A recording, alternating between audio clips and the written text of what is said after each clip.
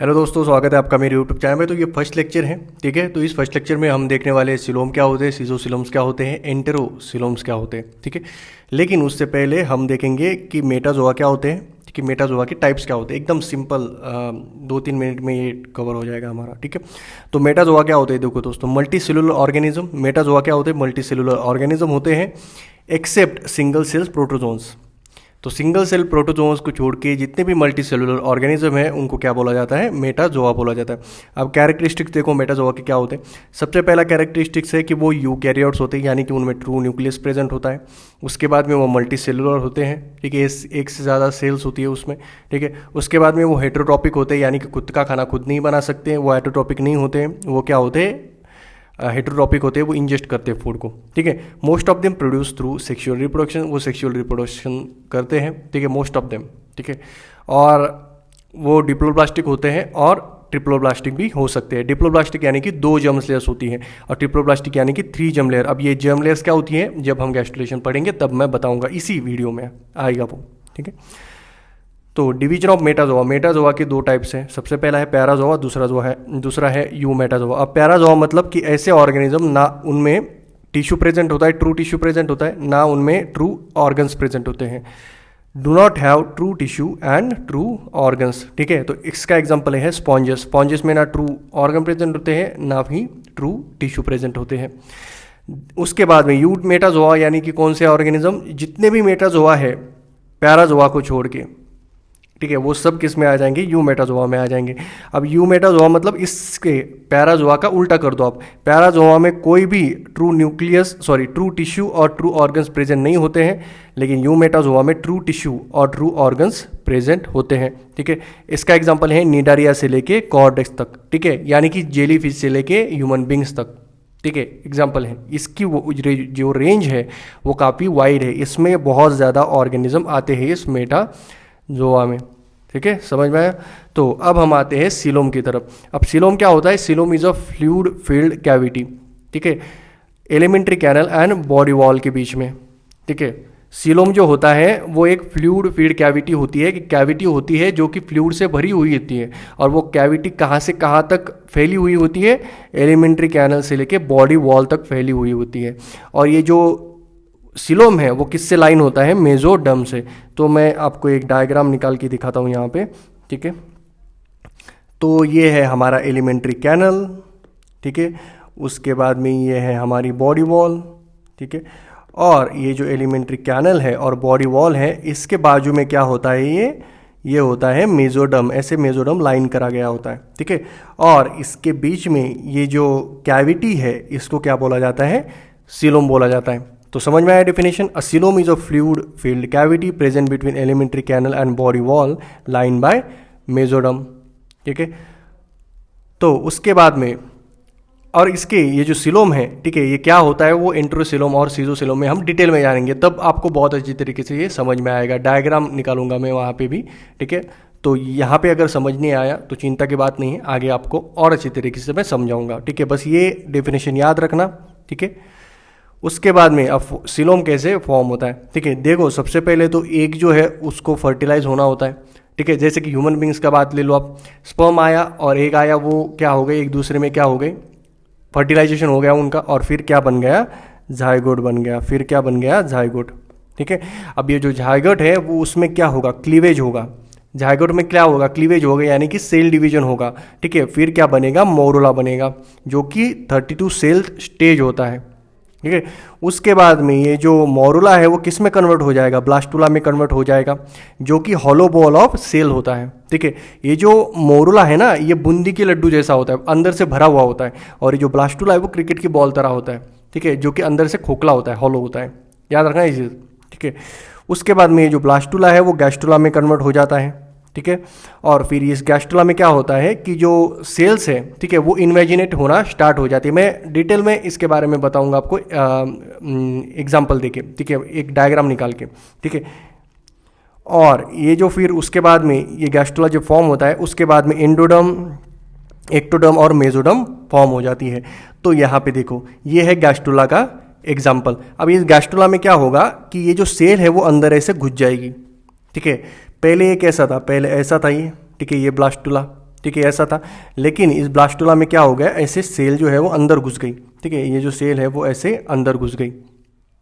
ठीक है, तो ये जो अंदर घुसी हुई सेल्स है, ठीक है, इसको क्या बोला जाता है, इन्वेजिनेटिंग सेल्स बोला जाता है। ठीक है, और ये जो बाजू की जो सेल है उसको क्या बोला जाता है, ब्लास्टोमियर बोला जाता है। ठीक है, और ये जो यहाँ पे ओपनिंग हो रही है, ठीक है, ये जो कैविटी है, इस कैविटी को क्या बोला जाता है, आर्किन्टेरॉन। और ये जो आर्किन्टेरॉन की जो ओपनिंग है नीचे हो रही है, ठीक है, वो उस ओपनिंग को क्या बोला जाता है, ब्लास्टोपोर बोला जाता है। अब आर्किन्टेरॉन जो ये है, ठीक है, ये इस कैविटी को क्या बोला जाता है, आर्किन्टेरॉन। आर्किन्टेरॉन यानी कि प्राइमेटिव गट। ठीक है, आर्किन्टेरॉन यानी कि प्राइमेटिव गट। ठीक है, प्राइमेटिव गट। अब ये जो गट है, प्राइमेटिव गट, इसका बाद में चल के कन्वर्जन किस में होता है, एनल ओपनिंग में होता है, या फिर ठीक है, और किस में कन्वर्जन होता है, स्मॉल इंटेस्टाइन, लार्ज इंटेस्टाइन में होता है। ठीक है, अगर मैं ह्यूमन बींग्स की बात करूं, ठीक है, तो ये जो कैविटी है इसका कन्वर्जन किस में हो रहा है, एनल ओपनिंग में होगा, और हमारी एलिमेंट्री कैनल में होगा। जो हमारा स्मॉल इंटेस्टाइन है, लार्ज इंटेस्टाइन है, इसमें होगा। तो हम कौन से ऑर्गेनिज्म हैं, हम हैं डिटेरियोस्टोम्स। हम हैं डिटेरियोस्टोम। डिटेरियोस्टोम्स मतलब कि हम में सबसे पहले क्या बनता है, एनस बनता है। ठीक है, ठीक है, तो हमें एसोल, ठीक है, एनल ओपनिंग बनती है हम में सबसे पहले। ठीक है, हम में क्या बनती है सबसे पहले, एनल ओपनिंग। ठीक है, और उसके बाद में एनस बनने के बाद में हम में बनता है माउथ बनता है। ठीक है, तो हम क्या है, डिटेरियोस्टोम्स है। प्रोटोस्टोम्स यानी कि ऐसे ऑर्गेनिज्म जिनमें सबसे पहले माउथ बनता है और उसके बाद में एनस बनता है। हम क्या है, डिटेरियोस्टोम्स, क्योंकि हम में सबसे पहले क्या बनता है, एनस बनता है। याद रखना ये चीज़।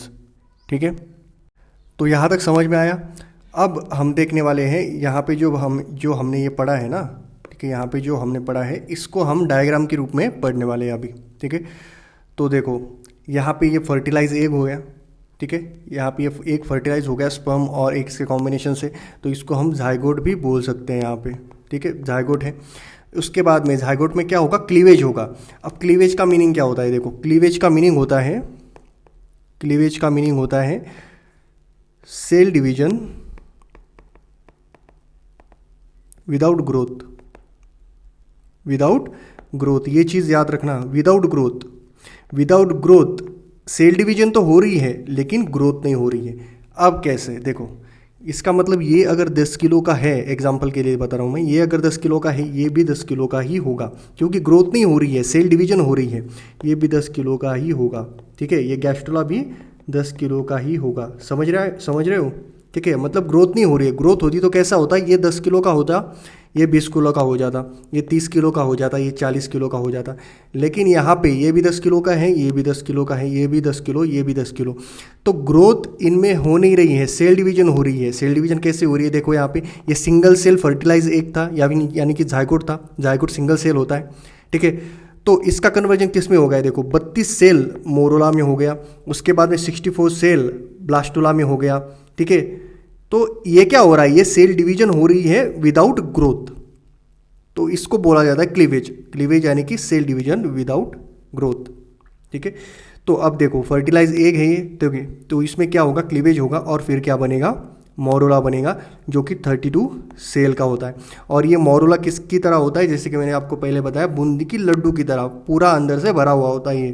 ठीक है, तो फिर उसके बाद में इसका कन्वर्जन किस में होगा, ब्लास्टुला में होगा, जो कि अंदर से खोखला होता है क्रिकेट की बॉल की तरह। और ये जो बाजू की जो सेल है ना इस ब्लास्टुला की, इसको क्या बोला जाता है, ब्लास्टोमियर। और ये भी सेल है, इसको भी क्या बोला जाता है, ब्लास्टोमियर। क्या बोला जाता है, ब्लास्टोमियर बोला जाता है। ठीक है, और ये जो अंदर की ये खाली कैविटी है, हॉलोनेस है, उसको क्या बोला जाता है, ब्लास्टोसील। और ब्लास्टुला कितने सेल का होता है, 64 to 128 सेल का होता है ब्लास्टुला। ठीक है, समझ में आया। अब ये ब्लास्टुला का कन्वर्जन किस में हो जाएगा, गैस्ट्रुला में। कैसे, ये जो सेल है ना यहाँ की, ये अंदर ऐसे घुस जाएगी। ठीक है, यहाँ की सेल जो है ये ऐसे अंदर घुस जाएगी, और फिर गैस्ट्रुला कैसे दिखेगा, इसके जैसा। तो ये है गैस्ट्रुला। ठीक है, तो ये जो सेल है ये अंदर गई है। ठीक है, इस सेल को क्या बोला जाता है, इन्वेजिनेटिंग सेल बोला जाता है। अब ये इंपॉर्टेंट है, ये जो इन्वेजिनेटिंग सेल है ना, ये अंदर गई हुई, ठीक है, ये जो इन्वेजिनेटिंग सेल्स है यहाँ पे हरे कलर की, ठीक है, तो इस इन्वेजिनेटिंग सेल से 2 जर्म लेयर्स का निर्माण होता है। पहला जर्म लेयर है एंडोडर्म, और दूसरा जर्म लेयर है कौन सा, मेसोडर्म। ठीक है, मेसोडर्म, याद रखना ये चीज़, एंडोडर्म और मेसोडर्म, एंडोडर्म और मेसोडर्म का निर्माण जो है वो किससे होता है, ये इन्वेजिनेटिंग सेल से, जो कि ये है, ये हरे कलर की, ठीक है। और एक्टोडर्म कहाँ से बनेगा, एक्टोडर्म ये ब्लास्टोसील से बनेगा, जो कि ये ऊपर है, तो ऊपर की जो ब्लास्टोमियर है उससे बनेगा एक्टोडर्म, और ये जो इन्वेजिनेटिंग सेल्स है इससे क्या बनेगा, मेसोडर्म और एंडोडर्म, ठीक है, ये समझ में आया, ठीक है। तो गैस्ट्रुला का स्ट्रक्चर है ये वाला, ठीक है, यहाँ तक समझ में आया। अब मैं बताता हूँ आपको ह्यूमन बींग्स में ये कैसे होता है, ठीक है। मतलब ये फॉलोपियन ट्यूब है, ये क्या है, मदर की फॉलोपियन ट्यूब, मदर की क्या है, ये फॉलोपियन ट्यूब, आपने पढ़ा होगा, ठीक है, फॉलोपियन ट्यूब, मदर की फॉलोपियन ट्यूब, ठीक है। तो इस फॉलोपियन ट्यूब में क्या होता है, फर्टिलाइज होता है एग, यानी कि जायगोट बनता है, यहाँ पे स्पर्म आके इस एग को क्या करता है, फर्टिलाइज करता है, और फिर क्या बनता है, जायगोट बनता है। अब ये जायगोट में क्या होगी, डिवीजन होगी, 2 बनेगा, 4 सेल बनेगी, ठीक है, ठीक है। डिवीजन होते होते क्या बनेगा, यहाँ पे आएगा मोरुला, जो कि 32 सेल्स का है, ठीक है। ऐसा नहीं कि अचानक से 32 सेल बन गया, ऐसा नहीं होता। पहले एक जायगोट की 2 सेल्स, जायगोट मतलब एक जो सिंगल सेल जायगोट है, ठीक है, उसमें डिवीजन होके, क्लीवेज होके क्या बनता है, 2 सेल वाला स्ट्रक्चर बनता है, फिर 4 सेल वाला, और फिर आते आते मोरुला बनता है, जो कि 32 सेल का होता है। फिर ये मोरुला किस में कन्वर्ट हो जाएगा, ब्लास्टुला में। याद रखना, ह्यूमन बींग जो है उसमें ब्लास्टुला को ब्लास्टोसिस्ट कहा जाता है, ह्यूमन बींग्स में ब्लास्टुला को क्या बोला जाता है, ब्लास्टोसिस्ट। अब ये जो ब्लास्टोसिस्ट है वो मदर की जो एंडोमेट्रियम है ना उसमें जा पे चिपक जाएगा। तो ये जो है, ठीक है, ये जो है वो क्या है, एंडोमेट्रियम, ये क्या है, एंडोमेट्रियम, ठीक है, एंडोमेट्रियम। तो इस एंडोमेट्रियम से जाके कौन चिपक जाएगा, ब्लास्टोसिस्ट चिपक जाएगा। और ये ब्लास्टोसिस्ट जब ये एंडोमेट्रियम पे चिपक जाएगा, फिर किस प्रोसेस का स्टार्टिंग हो जाएगी, गैस्ट्रुलेशन प्रोसेस की, और क्या बनेगा, गैस्ट्रुला बनेगा। चिपक जाने के बाद क्या बनेगा, गैस्ट्रुला बनेगा, समझ में आया। और फिर ये गैस्ट्रुलेशन प्रोसेस कंप्लीट मतलब हो जाने के बाद, मतलब 3 जर्म लेयर्स बनने के बाद, गैस्ट्रुलेशन मतलब 3 जर्म लेयर्स फॉर्मेशन हो जाती है, ठीक है। गैस्ट्रुलेशन मतलब, यहाँ पे मैं लिखता हूँ आपको, गैस्ट्रुलेशन मतलब formation of 3 germ layers, formation of 3 germ layers. तो ये जो जर्म लेयर्स है जब फॉर्म होगी तो इसके बाद में, इस गैस्ट्रुलेशन के बाद में क्या होगा, ऑर्गेनोजेनेसिस स्टार्ट हो जाएगा। ऑर्गेनोजेनेसिस मतलब कि अब जो वो बच्चा है उसमें ऑर्गन्स बनना स्टार्ट हो गए, ठीक है, ऑर्गन्स बनना स्टार्ट हो जाएंगे, ठीक है, किडनी, हार्ट, ये सब कुछ बनना स्टार्ट हो जाएंगे, ठीक है। तो ये सब प्रोसेस कैसी है, देखो, पहले फर्टिलाइज एग होता है, उसमें सेल डिवीजन होकर मोरुला बनेगा, ठीक है, फिर क्या बनेगा, ब्लास्टोसिस्ट या फिर ब्लास्टुला बनेगा। ह्यूमन बींग्स में ब्लास्टुला को ब्लास्टोसिस्ट बोला जाता है। फिर ये ब्लास्टोसिस्ट क्या करेगा, एंडोमेट्रियम पे जाके चिपक जाएगा। फिर इस ब्लास्टोसिस्ट का कन्वर्जन किस में होगा, गैस्ट्रुला में होगा। और गैस्ट्रुलेशन प्रोसेस में 3 जर्म लेयर्स बनेगी, 3 जर्म लेयर्स बनेगी, ठीक है, कौन कौन सी, एंडोडर्म, मेसोडर्म और एक्टोडर्म। और फिर ये जो 3 जर्म लेयर्स है जब बन जाएगी, तब किस प्रोसेस की स्टार्टिंग हो जाएगी, ऑर्गेनोजेनेसिस की। ऑर्गेनोजेनेसिस मतलब फॉर्मेशन ऑफ ऑर्गन्स। तो बच्चे में अब ऑर्गन्स फॉर्म होना स्टार्ट हो जाएंगे। जो एक्टोडर्म बनता है ना, कितना इंपॉर्टेंट होता है ये जर्म लेयर्स हमारे लिए, ठीक है, इसके बारे में बताता हूँ मैं आपको। तो देखो, जो एक्टोडर्म बनता है उससे हमारी सेंट्रल नर्वस सिस्टम बनती है, जो मेसोडर्म बनता है उससे ब्लड यानी कि सर्कुलेटरी सिस्टम बनती है, और जो एंडोडर्म बनता है उससे हमारी एलिमेंट्री कैनल बनते हैं, लिवर बनता है, ये सारी चीज़ें बनती है, ठीक है।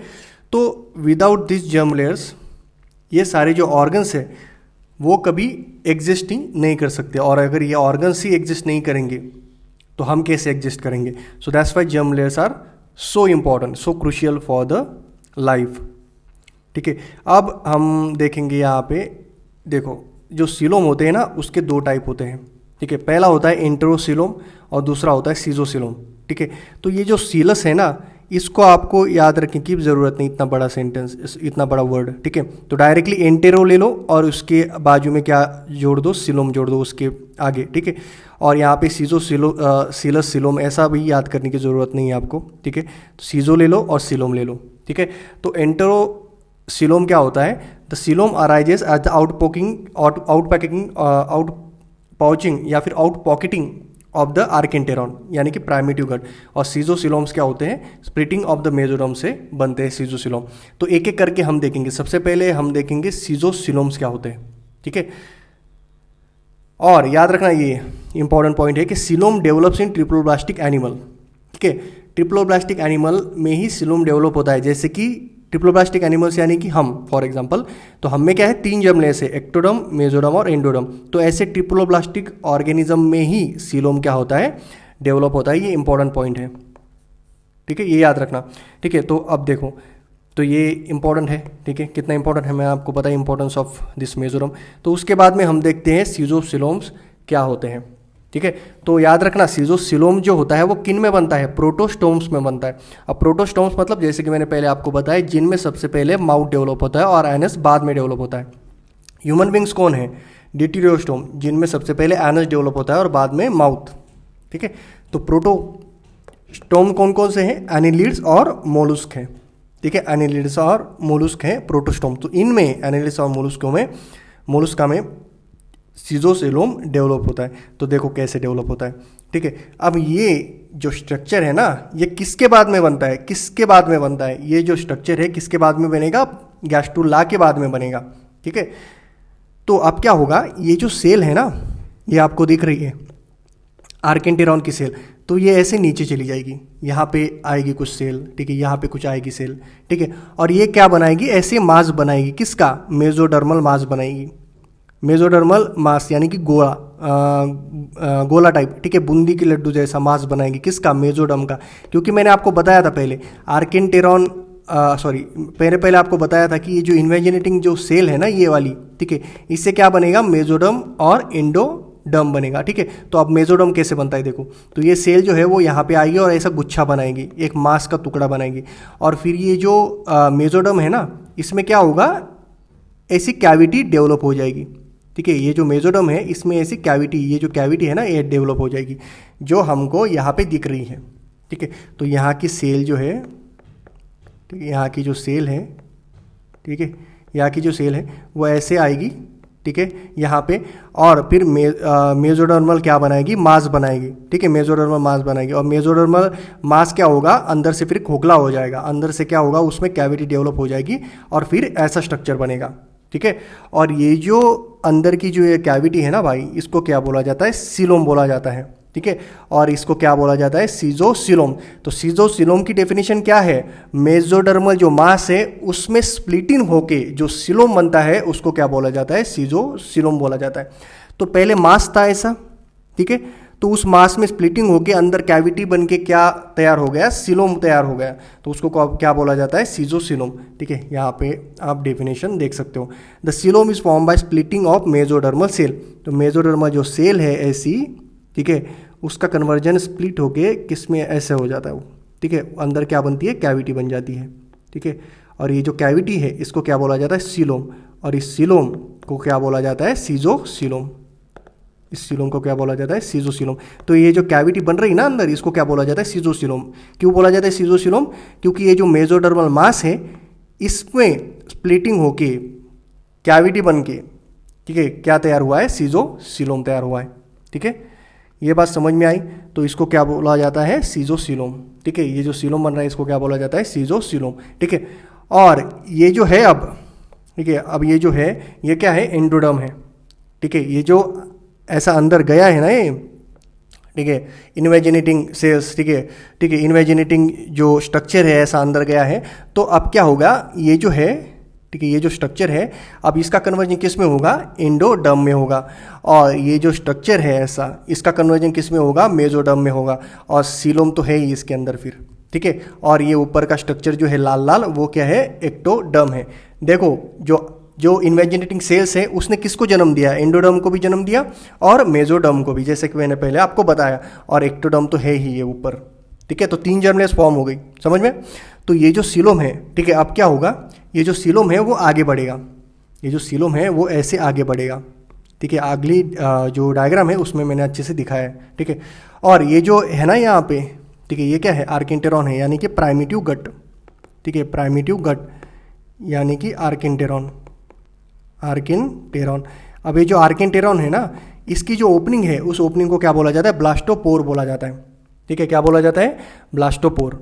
ठीक है, तो यहाँ पे देखो, cavity appear in the mesoderm by splitting of the mesoderm is called schizocoeloms, वही डेफिनेशन। ठीक है, तो ये जो ओपनिंग है आर्केंटेरॉन की उसको क्या बोला जाता है, ब्लास्टोपोर। अब ये ब्लास्टोपोर जो है वो अगले जो डायग्राम है उसमें, अगली जो स्टेज है उसमें गायब हो जाता है। कैसे गायब हो जाता है मैं बताऊंगा आपको। ठीक है, और अगले डायग्राम में क्या होगा कि ये जो कैविटी है ना ये बढ़ जाएगी, कैविटी ऐसे हो जाएगी। ठीक है, कैसे हो जाएगी, ये देखो ऐसे हो जाएगी।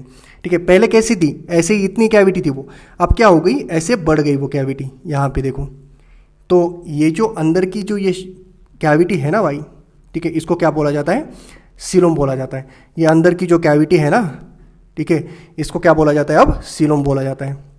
ठीक है, सीलोम। ठीक है, और यहाँ पे देखो, यहाँ पे ब्लास्टोपोर था, यहाँ पे ऐसी जगह थी। ठीक है, ऐसी जगह थी। ठीक है, तो इसको क्या बोला जाता था, ब्लास्टोपोर बोला जाता था। अब इस स्टेज में ब्लास्टोपोर पूरा खत्म हो चुका है, पूरा खत्म हो चुका है, ब्लास्टोपोर इसमें है ही नहीं। ठीक है, तो ये जो है मेसोडर्म, अब ये जो है मेसोडर्म, तो ये जो मेसोडर्म है इसके अंदर की जो ये कैविटी है इसको क्या बोला जाता है, अब सीजोसिलोम बोला जाता है। पहले जो सीजोसिलोम था वो इतना ही था, अब वो बढ़ के ऐसा हो गया वो। ठीक है, ऐसा हो गया, बढ़ के कैसे हो गया, यहाँ पे देखो आप। ठीक है, ऐसा हो गया बढ़ के। ठीक है, समझ में आया। अब इसके बाद में क्या होगा दोस्तों, देखो अब इसके बाद में क्या होगा, ये जो है ना ये मेसोडर्म, ठीक है, इसमें क्या होगी, स्प्लिटिंग होगी। ठीक है, अब ये जो मेसोडर्म है ना इसमें क्या होगी, फिर से स्प्लिटिंग होगी, ऐसे छोटे छोटे इसके फिंगर लाइक प्रोजेक्शंस बनेंगे। ठीक है, ऐसे फिंगर लाइक प्रोजेक्शन बनेंगे और फिर ये फिर से एक पूरा स्ट्रक्चर बन जाएगा। ठीक है, अभी ये यहाँ पे अड़ा हुआ है। ठीक है, ये एक साथ नहीं है, एक जैसे एक दूसरे में समाये नहीं है, तो इनको अगर समाना है एक दूसरे में तो ये क्या करेंगे, ऐसे फिंगर लाइक प्रोजेक्शन को डेवलप करेंगे और एक दूसरे के अंदर घुसाएंगे इस फिंगर लाइक प्रोजेक्शन को, और फिर ये पूरा का पूरा ऐसा स्ट्रक्चर बन जाएगा। ठीक है, पूरा का पूरा ऐसा स्ट्रक्चर बन जाएगा जो कि मैंने अगली डायग्राम में आपको बताया है। ठीक है, ऐसा पूरा स्ट्रक्चर बन जाएगा ये। ठीक है, ऐसे स्प्लिटिंग नहीं रहेगी इनमें, पूरा स्ट्रक्चर बनेगा, पूरा स्ट्रक्चर ऐसा। ठीक है, तो आप देखो ये है एंडोडर्म, जो कि ये नीले लाइंस में मैंने बनाया एंडोडर्म। ठीक है, ये जो मेसोडर्म है इसके अंदर की जो कैविटी है उसको क्या बोला जाता है, सीजोसिलोम बोला जाता है। ठीक है, ये जो हरे लाइंस में मैंने बनाया है वो है मेसोडर्म, और ये जो लाल अक्षरों में लाल लाइंस में बनाया मैंने वो क्या है, एक्टोडर्म है। ठीक है, यहाँ पे देखो blastopore completely disappear in this stage, blastopore खत्म हो गया यहाँ पे। ठीक है, ये है ट्रांसफर सेक्शन ऑफ सीजोसिलोम। ठीक है, ट्रांसफर सेक्शन यानी कि ऐसे काट दिया इसको हमने। ठीक है, ऐसे काट दिया तो ये बन गया ट्रांसफर सेक्शन ऑफ सीजोसिलोम। ठीक है, तो यहाँ पे